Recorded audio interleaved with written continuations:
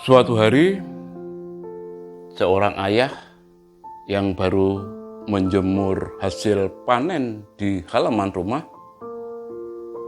sesaat setelah matahari begitu panas, tiba-tiba mulai meredup dan tidak lama lagi awan menggantung begitu pekat. Maka ia segera mengemasi hasil panenan yang dijemur di halaman rumah itu untuk segera dimasukkan ke dalam rumah. Saat mengemasi hasil panenan itu, anaknya pulang dengan muka tertunduk, diam membisu, tanpa berkata-kata langsung masuk ke rumah dan masuk ke kamar sambil mengunci pintunya. Setelah hasil panenan dimasukkan ke rumah, benar hujan turun dengan deras. Sambil duduk di kursi di teras rumahnya, bapak ini bangga karena telah berhasil membaca tanda alam. Kalau dia terlena sedikit saja, hasil panenan yang dia jemur justru akan basah kuyup. Hujan begitu deras, tapi tidak lama kemudian hujan akhirnya mereda. Ketika hujan mulai reda, bapak ini mendengar suara tangisan lembut dari kamar anaknya. Dia segera datang ke kamar anaknya, mengetuk pintu dan kemudian masuk ke kamar anaknya. Dilihatnya anaknya sedang menangis.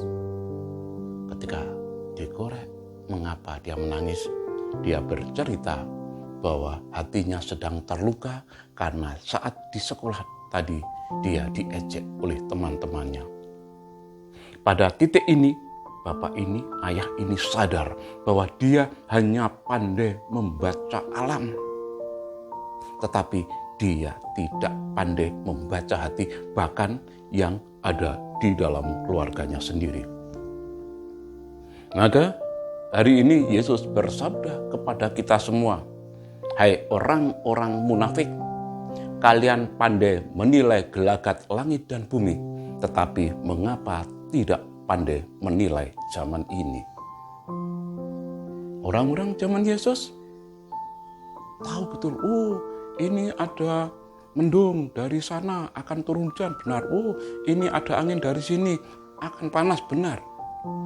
Tetapi mereka tidak mampu melihat Mesias yang hadir.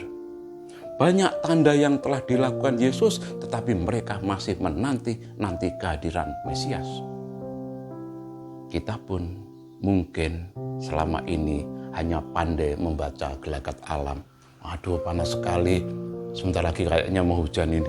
Hujan sungguhan. Memang dunia berubah begitu cepat. Tetapi di dalam setiap perubahan itu toh ada tanda, ada sinyal yang diberikan Tuhan. Mampukah kita membaca tanda-tanda itu? Kemampuan membaca zaman, kemampuan membaca tanda sebenarnya harus diekspresikan dengan berani mendengarkan dengan hati, berani melihat dengan iman, dan berani bertindak dengan kasih. Setiap saat Tuhan hadir di dalam keluarga kita, Tuhan hadir di sekitar hidup kita. Namun, sungguhkah kita menyadari kehadiran Tuhan tersebut? Jangan-jangan waktu kita habis hanya di depan layar gawe kita masing-masing.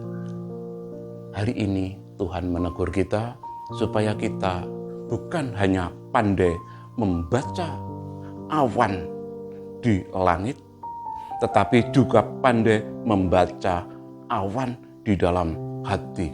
Mungkin orang-orang di dalam keluarga kita, mungkin suami, istri, anak-anak, atau siapapun yang ada di keluarga kita. Jangan-jangan ada mendung di sana yang menggelayut dan kita tidak peduli, tidak berkemas untuk menolongnya. Maka di bagian yang lain, Yesus juga pernah bersabda, apapun yang kamu lakukan bagi saudaraku yang paling hina ini, engkau telah melakukannya bagi aku. Mari kita refleksikan, selama ini seberapa pandai kita membaca tanda-tanda Tuhan yang hadir di dalam hidup kita. Jika diberi, harus berterima kasih. Itu pun harus dengan cara sopan. Kepekaan hati yang terlatih lebih mudah mendengarkan suara Tuhan. Akhirnya, kembali saya sampaikan, salam kejar kasih.